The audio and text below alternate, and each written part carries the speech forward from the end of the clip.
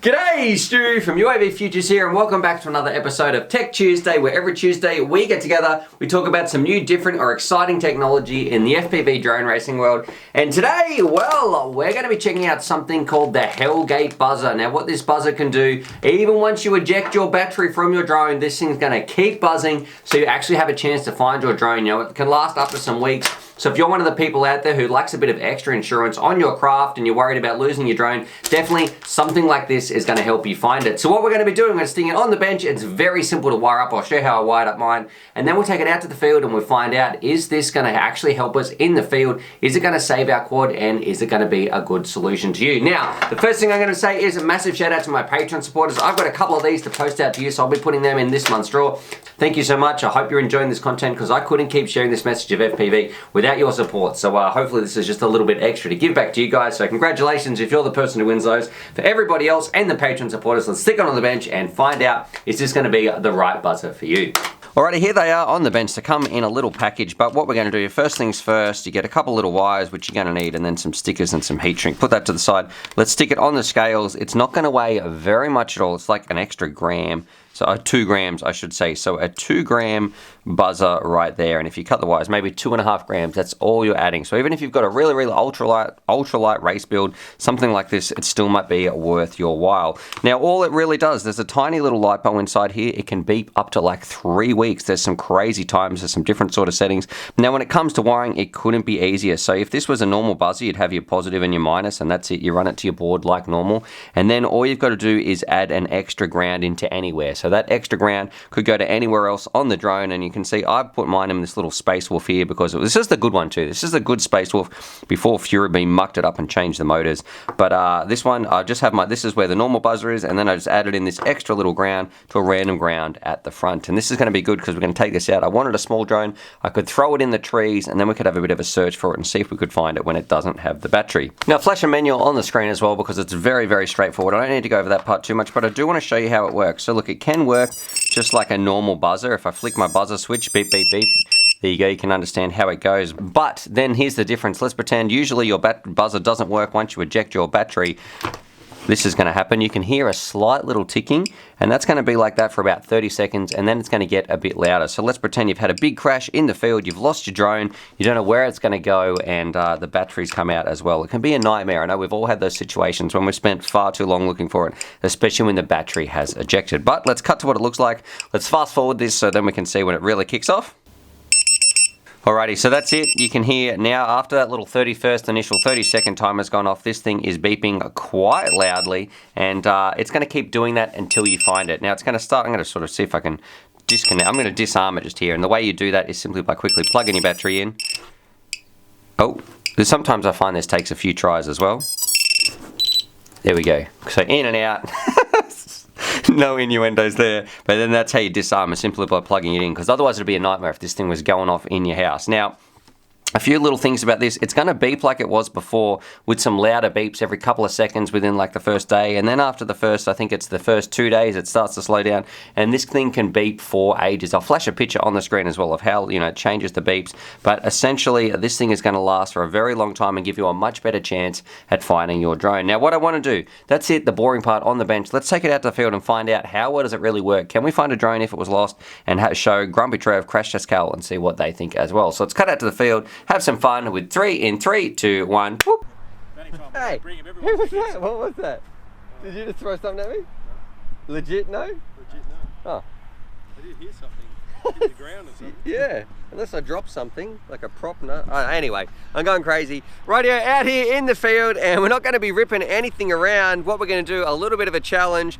We're going to put on the Hellgate buzzer. Granger's behind the camera. He's going to go hide it somewhere behind this row of trees, and we're going to walk through there and see if we could really find a quad that's lost, find out how long it's going to take us, and is it going to be loud enough. Now we're in a sort of there's a few little cars going past, sometimes a train goes past. Is this thing going to be loud enough? And if you had it on an expensive quad, is it going to let you find it? So, ready to go play a bit of hide and seek, Granger?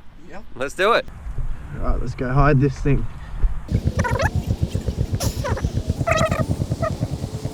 I'm going to put it right in there to see if you can hear the little beep through the thickness of the trees.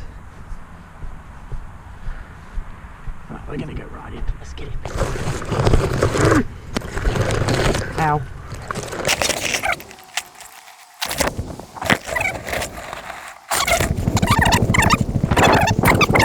Alright guys, I don't reckon they're going to be able to find it, to be honest. It is so far in there, it's like at the back fence. I reckon Stu should do a little poll. Do you reckon they'll find it, yes or no? I'm voting no. Granger's out there, and there's some trucks going past. Well, do you think we can find it? I think we can, because we can't find it. Granger know where he put it. Yeah, that's true. Oh, hang on. I can already hear it. Yeah, up here somewhere, for sure. Can you hear that? No. Stop, stop, stop. You can't hear that. Trevor's deaf. Can you hear that, Cal? No, then it's over here for sure. Oh, there's Trevor's boxer shorts. Who knows what he's been doing in here? It's for sure in this one. I reckon, hey, hang on, he would have put it under here. God, he really did get in here. Can you see it, Cal?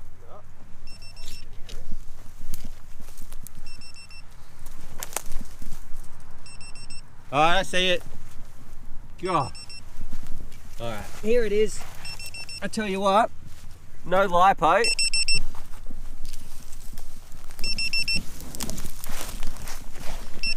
Yeah. Hey! All right. Well, what do you reckon, Cal? What would you say? Success? Yeah. I think that is great. No battery. There is no way we would have found that. Like, let's pretend we lost that in a crash. Yeah. You ejected your battery and you landed. That was right at the back of those trees. There's no way we would have found that. That would have been a lot of lost time. All right, what do you reckon, Trev? Yeah, well, it's good. Yeah, at the start it does that light little beep, I reckon. Then after about 30 seconds it kicks off to this louder buzzer, but I don't know. Yeah, well, that's as good as any normal buzzer. That's very impressive. I'd put one on mine now, for sure. Yeah. How much is it? Yeah, it's $30, which I think is a lot of money for a buzzer. A bit overpriced by about $20. Yeah. What do you reckon, Cal? What do you sum that up, I guess? Very short video, but what do you think about the Hellgate buzzer? I think it's a first, and it's something we've been waiting for, especially for long-range pilots. It's going to be very helpful, I think. It'd be interesting to know how long it's going to beep for. Will it? Weeks, like up to 3 weeks or something. Oh my gosh. I think not like that. It slows it down, so after a day or something, it goes to every 10 seconds, and then after like a couple more days, it's every 30 seconds, you know, or something like that. That's neat. It really is. It gives you half a chance of finding it. If you don't want to go all out and get a GPS, still that's not going to help you if you eject your battery. Yeah. So that's fantastic. I think that's great. It's a tad expensive. I think they'd sell a lot more if they just took $10 off the price. Yep. But you know. Are you going to put it in all your rigs? In my future rigs, perhaps. Yeah. Okay. In my future builds, I might do that. Yeah. All right. Nice. All right. Thanks, Cal. All right. Let's just disarm it.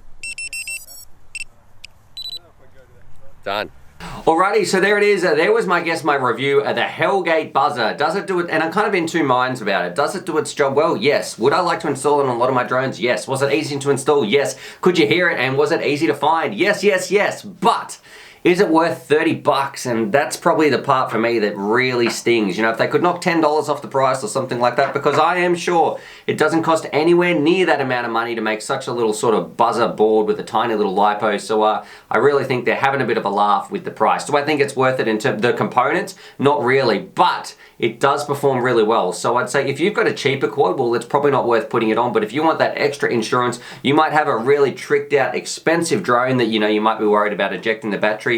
Then it sort of does start to, you know, might recuperate some of its costs. So I guess that's really dependent on people's financial circumstances and stuff. If I had a really, really expensive drone that I loved and I just could not afford to lose, maybe I had my GoPro in there, I think that might be installing some of these. But as it stands, on some of my cheaper drones, I'm not going to be putting them on. Anyway, what do you guys think? Drop your comments down below, and what else do you want to see on Tech Tuesday? Congratulations to my Patreon supporters, and as always, happy flying. Alrighty, so hopefully you guys enjoyed that video. Definitely subscribe if you're new to the channel and check out these videos. And I'm also going to leave a little link here to my Patreon page because I've got some fantastic Patreon supporters and I like to give back to them as well. So if you want to join the UAV Futures family, there's things like bonus Velcro straps, little bundles of FPV goodies and things like that that also get sent out. Anyway, happy flying.